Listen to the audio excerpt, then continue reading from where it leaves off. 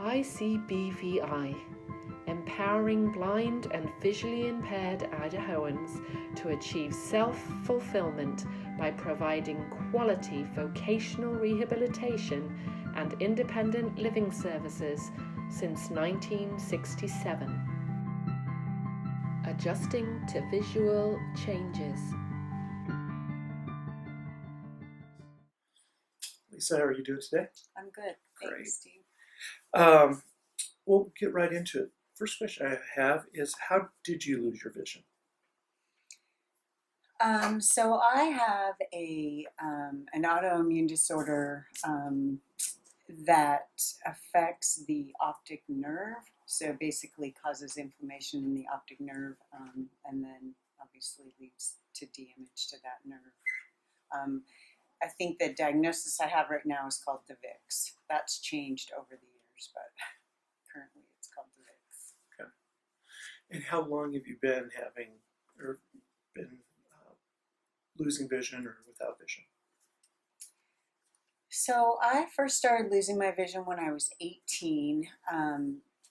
And at that point, I had lost the vision in my right eye and then became visually impaired in the left eye, basically about 2200, with some field loss as well. And then at 35, I ended up having more vision loss. So, and basically now at this point, I do have a little bit of vision in my left eye, but mostly just shadowing. I can sometimes tell when the lights are on or off, things like that, but I basically function now as if I was completely blind. So for pretty much I don't know, however old I am, but 30 years, I've had vision loss. Have you experienced grief and loss related to the loss of your vision? Yeah, absolutely.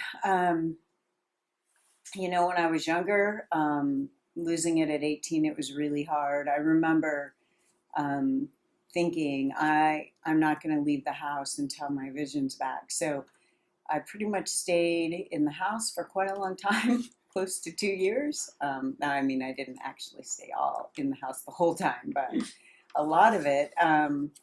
So that process was pretty tough for me. Then when I lost it at 35, I ended up going through the grief and loss process again. And I would say that process probably only took me about a year. But I think anytime you lose more vision, I think that grief and loss process comes into play. I don't know that it always takes as long, and maybe the stages aren't quite the same, but I know I definitely went through the anger and the why me, and I just really had a hard time moving into acceptance. How did you process that? How did you go through that to get to acceptance?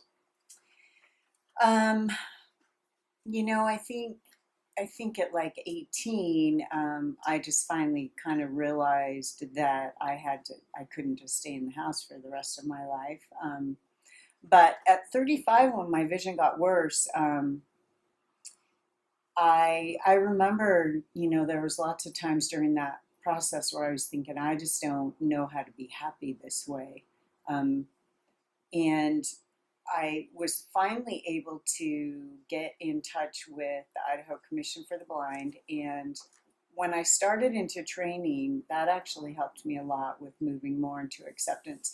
Because one of the big things that you experience is you just feel like you're a burden, and you feel like you need help for everything. And so getting some skills, learning how to do things and becoming more independent really helped to move me more into the acceptance phase.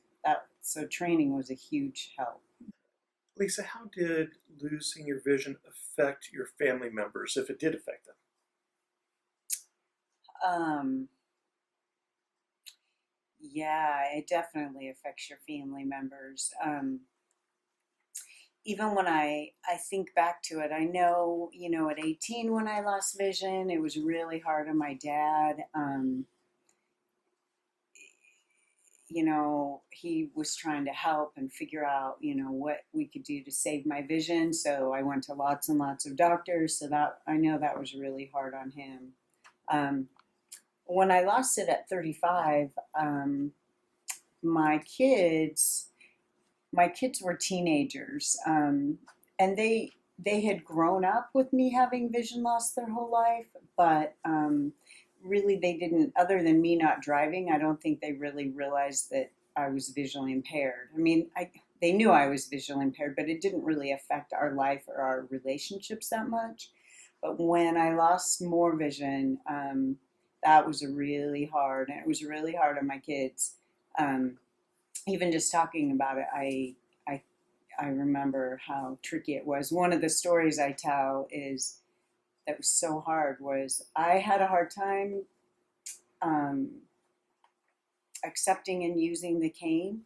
And so I'd gotten to where I was feeling pretty good about it. And I was going to a school concert with my daughter. And I was leaving, and my daughter said to me, "Are you taking that cane?" And I told her, "Yeah, honey, I got to take the cane because this is what I need to use." And she said to me, "If you take the cane, then I'm not going." Wow. Yeah, so even just talking about it, I'm like, oh, that was a hard one. So and a lot of that was just because it's just that teenager. She was just worried somehow that, somebody would see her with me and then somehow they'd make fun of her. So it was all about her. But just in general, I think it definitely affected my family for sure. And my spouse, it was hard on all of us. Sure. Yeah. And I think that's something we found over and over again. It's not just a single person issue, it's a family issue. So, Yeah, for sure. did you try to cope with your vision loss alone at first, or did you try to reach out to others? And it might be two different answers, being that there were two really main time periods when you were 18 and 35. Yeah, I mean, I think I tried probably both times to do it alone. But when I was older, I finally reached out to the Commission for the Blind. So, um, there was a point where I was like, okay, you got to figure this out. You know what I mean? And you're going to need some help. So definitely I tried to do it alone for a while, both times. And then, like most things, the older I get, the smarter, and a little bit smarter. Is there a value of trying to go alone versus trying to reach out, or what would you recommend? I definitely think there's value in reaching out to other people and reaching out and getting training. I mean, training is what gave me my life back. So reaching out is definitely the way to do it. But I think maybe doing it alone for a little bit is kind of normal. It's just part of that grief and loss. You're just trying to figure out like how to be okay, you know. So I think it's probably going to be different for everybody, but I definitely think at some point reaching out is very helpful. Talking about the training, do you use a mobility device at this time, or? Yeah, the cane. I just laughed because it was so hard. Even though I couldn't see anything and I couldn't walk around safely at all, I was like, oh, I'm not using that cane. But yeah, I use the white cane now. And it was definitely a process getting to where I was comfortable with it. And I think the big thing with the cane was just, it's not that I didn't want to use it, is the fear of how I will be treated. And I think for most of us, that's exactly what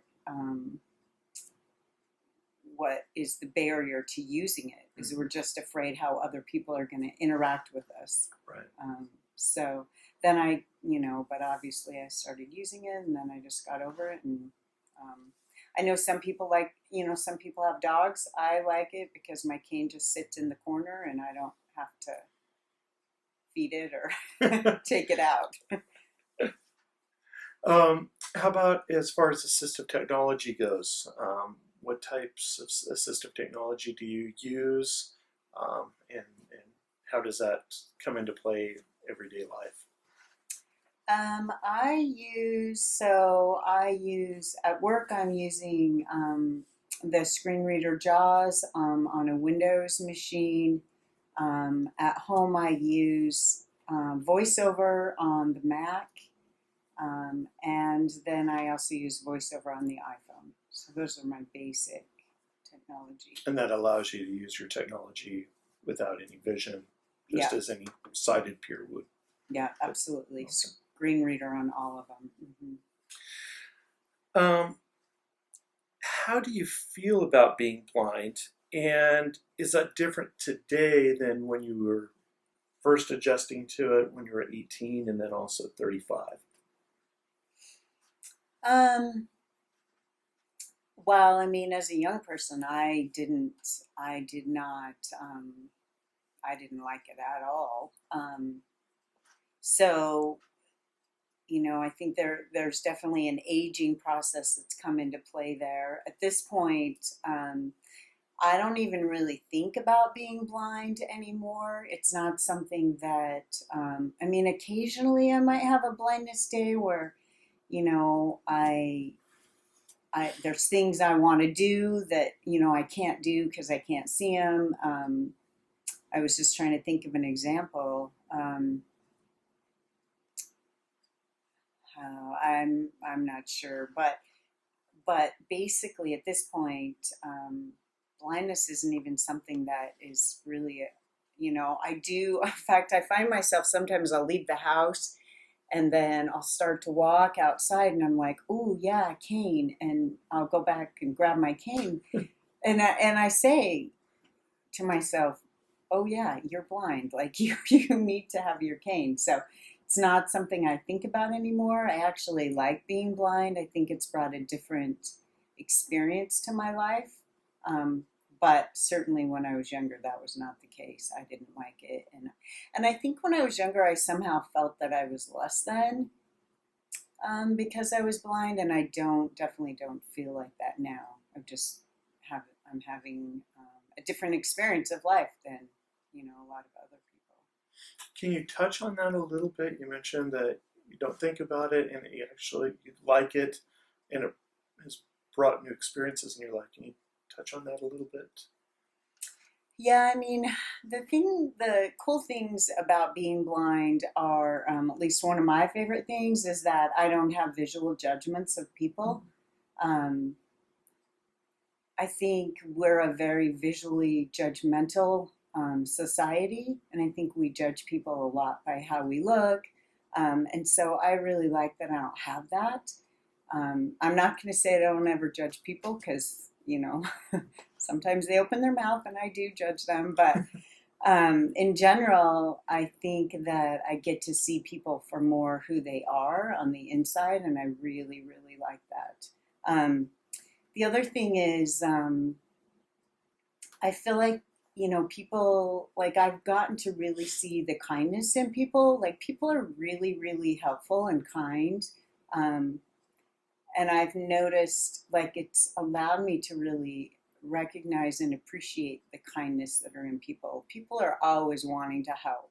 We hope you enjoyed this video. For more information, see our website at www.icbvi.idaho.gov or contact our office at 208 334 3220.